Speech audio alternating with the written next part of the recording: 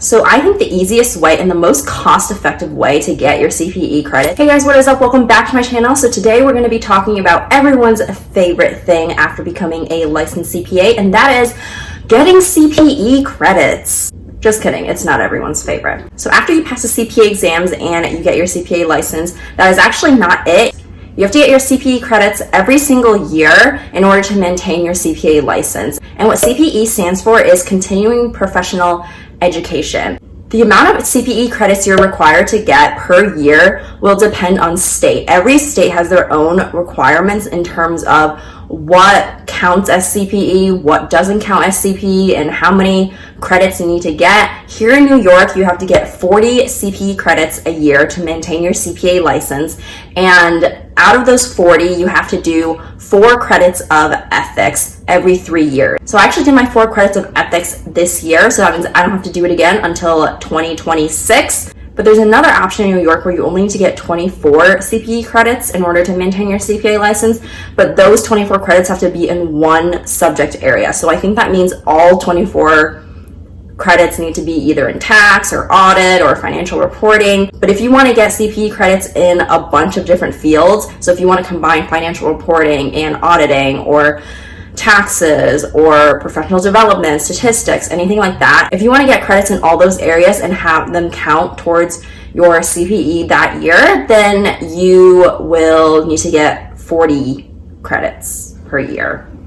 I know in some states, they only require you to get 120 credits every 3 years, which is about 40 credits a year, but you don't actually have to get 40 credits a year. You just have to get 120 within 3 years. So definitely do your research and see what your state requires, because every state is different. So I think the easiest way and the most cost-effective way to get your CPE credits is actually the way that I'm doing it. A lot of CPA review courses offer CPE credits. I'm using Surgent because my company pays for it. But what that is you just pay an annual membership fee, and you can take as many CPE credits as you want within that year. And so it's a really easy and cost-effective way to get all of your required CPE credits. Surgeon, I know, is only $130 per year, which is very, very, very cheap for CPE, because if you do CPE webinars to get your CPE credits, those can be a couple hundred just for like a couple hours. So if you're using a CPA review course to get your CPE credits, all you do is you just log in, and then they have a ton of different topics in there, like probably hundreds and hundreds, and you'll definitely get 40. So they have webinars and self-study courses, so you just pick whichever one you want to enroll in. You either watch the video or you review the study notes or study guide, and you just have to take a quiz in the end. The quizzes range from 5 to 20 multiple choice questions, depending on how many CPE credits that particular course is worth. And then once you pass the quiz, you get a certificate which you can download, and then voila, you got those CPE credits. So I really do like the way that the Surgeon CPE is set up. I'm sure Becker and the other CPA review courses are probably set up the same way. And my company does pay for it, which is another plus.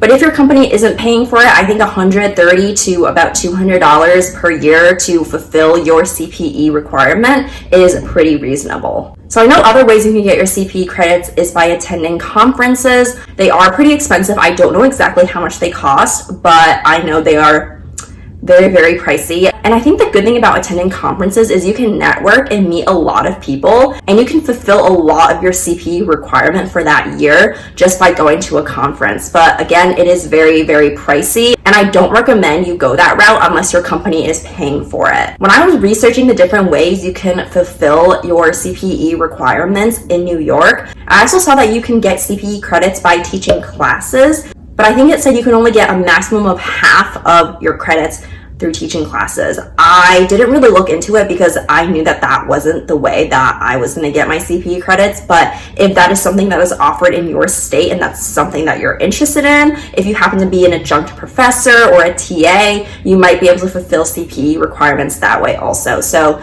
do your research.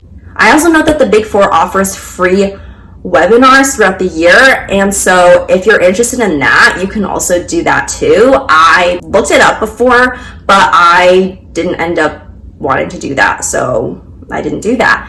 And also, if you work for a public accounting firm, they might offer free CPE credits. on their intranet or something.